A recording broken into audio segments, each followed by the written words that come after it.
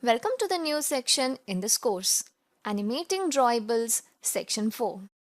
There are times when we want to apply animations to the drawable images on the screens. In this section, we will explore how to apply animations to drawables. Now, what is a drawable in Android?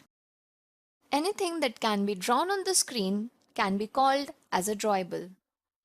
The simplest example of a drawable can be an image file. The image file can be in the PNG, JPEG or GIF format. Now, when speaking of animating these drawables, it can be done in two ways. The first option is to use animation drawable.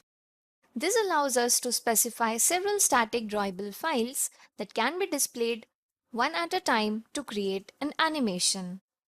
We can create this type of animation with a sequence of different images played in the sequential order, like a roll of a film. This is also known as frame animation. And this frame animation is a kind of view animation that we had learned in the previous sections. And in this section, we will implement it in our Android app. Now after this, the second option is to use animated vector drawable. Now this lets us animate the property of a vector drawable. Vector drawable is another kind of drawable in Android. Now what are vectors or animated vectors?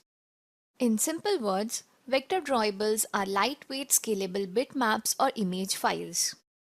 These are very efficient when it comes to memory and performance. So this was an overview of animating drawables.